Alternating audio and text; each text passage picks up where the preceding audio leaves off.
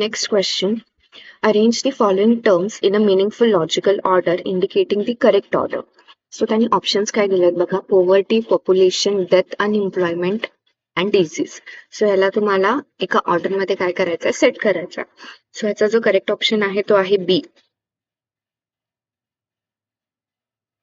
बी option correct आहे. काय आहे बघा, सो पहिला आहे पॉप्युलेशन, पॉप्युलेशन नंतर unemployment, then poverty, disease and then death. Next question. If QTXL in a code means OPTG, then in the same code what does GKNS would mean? So हा जो question आहे तो cancel out झालेला आहे answer की मधून. याचा एकही ऑप्शन करेक्ट नाहीये किंवा क्वेश्चन तरी रॉंग आहे. सो याचा तुम्ही काही आन्सर दिला असाल तर तुम्हाला ह्याचे 2 मार्क्स भेटून जातील. Next question. By drinking Bournvita with water gives energy.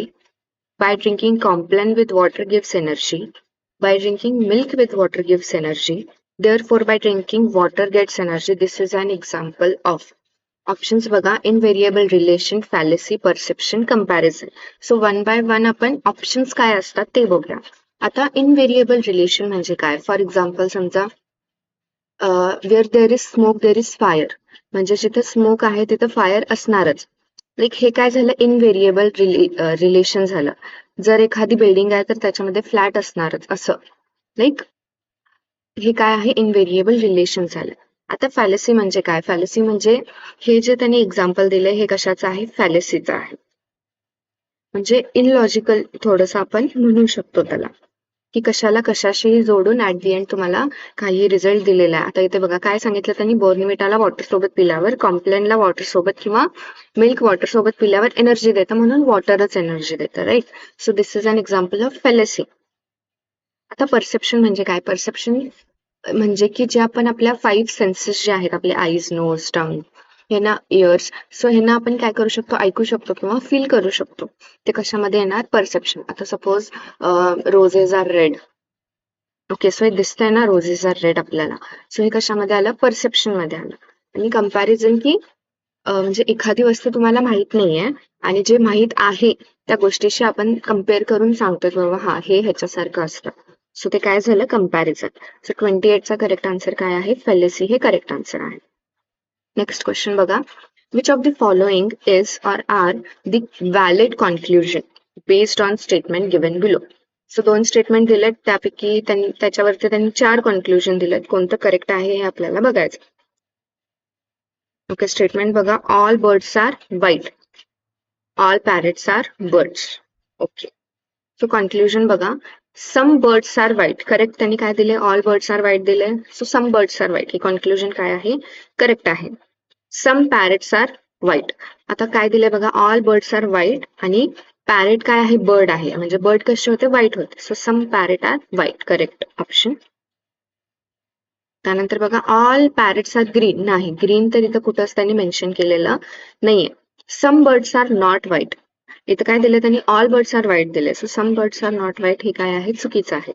So code जे 1 and 2 आहे ते काय असणार आहे, करेक्ट आहे. So option 1 is correct. त्यानंतर नेक्स्ट क्वेश्चन बघा. Which of the following diagram shows the correct relationship among the 3 terms athlete, women, mother. आता त्यांनी 3 टर्म दिलेत, ऍथलीट आहे, वुमेन आहे आणि मदर आहे. सो तुम्हाला काय करायचं, यापैकी कोणती डायग्राम त्यांना सूट होऊ शकतं ते आपल्याला बघायचं. ठीक आहे. आता बघा, ह्यातला जो करेक्ट ऑप्शन आहे तो आहे बी. हा बी काय आहे, करेक्ट ऑप्शन आहे.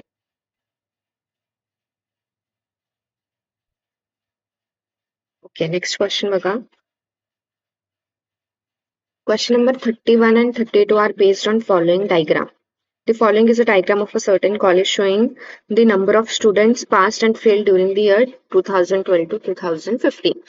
Okay, so ह्यांनी असा ग्राफ दिलेला आहे. क्वेश्चन बघा. In which year is the percentage of passing of students maximum? कोणत्या इयर मध्ये पासिंग ऑफ स्टुडंट्सचे जे पर्सेंटेज आहे ते जास्त आहे. आता पर्सेंटेज काढायचं कसं, तर पास्ट हे जे आहे ते पास स्टुडंट आहेत आणि हे जे आहेत ते फेल्ड स्टुडंट आहेत. सो आपल्याला काय करायचं आहे, 200 डिवायडेड बाय 500 इंटू 100 करायचं. तसं या केसमध्ये 400 डिवायडेड बाय 700 इंटू 100 करायचं. Same 500 divided by 800, 700 divided by 1000 into 100 करायचं. सो केल्यानंतर आपलं जे 2012चं जे आन्सर आहे ते 40% येत आहे. त्यानंतर 57.14, 62.5 अँड देन 70% हे आपले आन्सर्स आहेत. सो कशाचं पास स्टुडंटचं पर्सेंटेज जास्त आहे कशामध्ये, तर 2015 मध्ये. So D is the correct option. त्यानंतर बघा, the percentage of passing of students in examination for all ears 2012 to 15 combine together is. So total किती पर्सेंटेज मध्ये ते पास झाले ते आपल्याला बघायचं. सो त्यासाठी तुम्हाला काय करावं लागेल, जे 5 स्टुडंट्स आहेत त्या सगळ्यांना तुम्ही प्लस करायचं. म्हणजे 200 प्लस 400 प्लस 500 प्लस 700. सो ह्याला प्लस केल्यानंतर तुमचं जे आन्सर येईल ते असणार आहे 1800. ओके, 1800 असणार आहे. आणि मग हे 1800 ला तुम्ही डिवाइड करायचं. हे जे टोटल आहेत students, so 500 plus 700 plus 800 and plus 1000. So plus केल्यानंतर जो आन्सर येतोय तो येतोय 3000. सो याला जर का तुम्ही डिवाइड केला आणि जे तुमचा आन्सर येईल त्याला इंटू 100 जर का केला तर त्याचा आन्सर किती येईल, 60% येईल. So C is the correct option. Okay, next question बघा. Arithmetic mean of 12 observation is 40. So, if smallest and largest observation are 20 and 60 respectively, if we ignore the smallest and largest observation, then the arithmetic mean of remaining observation will be. आता त्यांनी काय म्हटले बघा, जे arithmetic mean आहे तो किती आहे, arithmetic mean हा किती आहे, 40 आहे. आता अरिथमॅटिक मीन म्हणजे काय, आता त्यांनी टोटल ऑब्झर्वेशन किती दिलेत बघा, 12 दिलेत ना. आता मीन कसं काढतो, सगळ्या व्हॅल्यूजना प्लस करतो डिवायडेड बाय किती व्हॅल्यूज आहेत ते. ओके, सो फॉर्म्युला काय आहे, अरिथमॅटिक मीन जेवढे पण नंबर्स असतील त्या सगळ्यांचा sum divided by number of observation, हा त्याचा काय आहे फॉर्म्युला आहे. सो आपण व्हॅल्यूज काय करूयात, पुट आउट करूयात. सो अरिथमॅटिक मीन ची व्हॅल्यू किती, 40 आहे, इज इक्वल टू सम. आता बघा त्यांनी फक्त स्मॉलेस्ट आणि लार्जेस्ट व्हॅल्यू दिली, म्हणजे 20 प्लस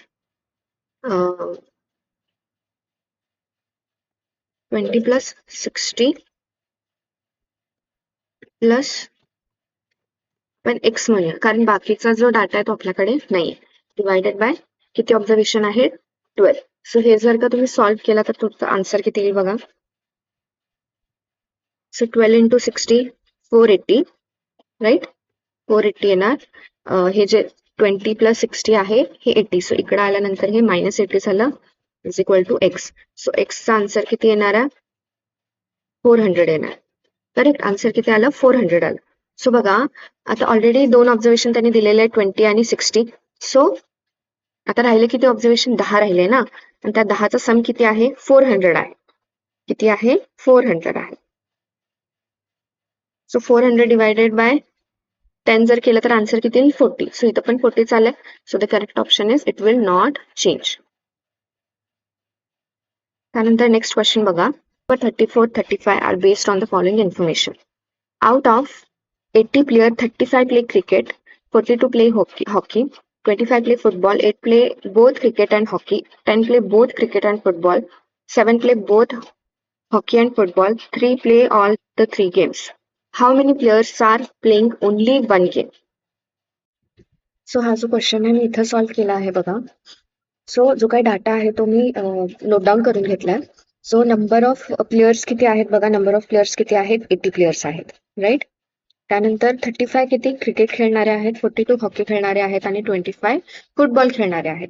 त्यानंतर त्यातले 8 जण असे आहेत जे क्रिकेट आणि हॉकी दोन्ही खेळतात, 10 जण असे आहेत जे क्रिकेट आणि फुटबॉल दोन्हीही खेळतात आणि 7 जण असे आहेत जे हॉकी आणि फुटबॉल दोन्हीही खेळतात आणि 3 असे आहेत जे क्रिकेट, फुटबॉल आणि हॉकी हे तिन्ही पण त्यांनी खेळतात. सो जे कॉमन आहे ते जे कॉमन आहे ते या साईननी काय केलंय, डिनोट केलेलं आहे इथं. सो क्वेश्चन बघा, 2 क्वेश्चन्स आहेत. How many players are playing only 1 game and how many players play exactly 2 game. So आता एक्झॅक्टली 2 गेमचा आपण काढूया कारण इथं आपल्याकडे डाटा पण आहे. सो एक्झॅक्टली 2 गेम कोण खेळतात जर हे काढायचं असेल आपल्याला तर आपल्याला काय करावं लागेल. सो तिन्ही पण गेम कोण खेळतात? 3 जण खेळतात. सो आपल्याला प्रत्येक ह्याच्यामधून नंबरमधून 3 मायनस करावं लागेल. 8 - 3, 10 - 3 आणि 7 - 3. सो असं केल्यानंतर बघा करेक्ट ऑप्शन काय येतोय. 8 - 3 केला तर 5 येईल, 10 - 3 केला तर 7 येईल आणि 7 - 3 केला तर 4 येईल. सो करेक्ट आन्सर काय येणार? 16. सो डी जो ऑप्शन आहे तो काय आहे? करेक्ट आहे. ओके. सो आता बघा, how many players are playing only one game. किती प्लेयर्स आहेत जे की फक्त वन गेम खेळतात? सो याचे आन्सर्स काय आलेले? 5, 7 आणि 4. करेक्ट. की फक्त जे 2 गेम्स खेळतात ते. आता बघा, असे किती प्लेयर्स आहेत जे फक्त वन गेम खेळतात? सो इथे तुम्हाला आकडे दिलेत की किती जण गेम्स, फक्त क्रिकेट 35 जण खेळतात. सो आता आपल्याला फक्त एक गेम कोण खेळतं हे काढायचं आहे. सो काय करावं लागेल? 35 मायनस तुम्हाला काय करावं लागेल? आता इथे क्रिकेट कोण कोण खेळतं बघा. सो ह्याची व्हॅल्यू काय आहे? 5 प्लस त्यानंतर इथं पण आहे सो 7 आणि त्यानंतर आणि कुठं आहे प्लस तुम्हाला काय करावं लागेल? 3 करावं लागेल इथे.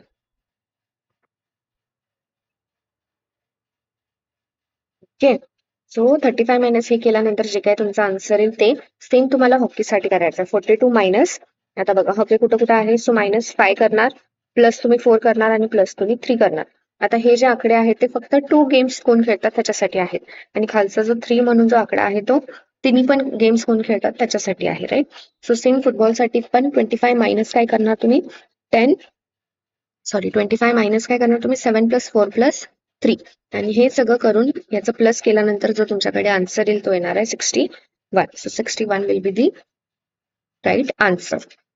सो बघा करेक्ट आन्सर काय काय होतं? 34चं करेक्ट आन्सर होतं सी आणि 35चं करेक्ट आन्सर काय होतं? डी. त्यानंतर next question, which of the following is the correct full form of ERNET? So याचं करेक्ट आन्सर आहे D, educational and research network. Next question बघा, who helped late Prime Minister Rajiv Gandhi in revolutionizing India's telecommunication policy? So the correct answer is B, Sam Pitroda. Which of the following is the basically an instant messenger?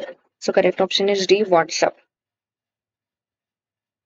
Sarthi's web portal of Ministry of Road Transport and Highways. BYOD in the content of digital initiatives in higher education in India is bring your own device. C is the correct answer. Presence of E. coli in water is an indicator of sewage contamination. During the day, noise pollution in residential areas should not exceed 25 decibels. In daytime 55 correct answer आहे आणि जर का night time असेल तर त्याचा answer असणार 45 decibels. To regulate and control the transboundary movement of hazardous waste, it is also known as Basel Convention. There are number of acts in India to prevent and control of pollution. One of the following act is known as Umbrella Act or Comprehensive Act. So the correct answer is 3, Environment Protection Act. How many goals have been set for sustainable development by UN to achieve social and economic development? So 17 is the correct answer. Which of the following universities was the center of military education during the Vedic period? So Takshashila is the correct answer.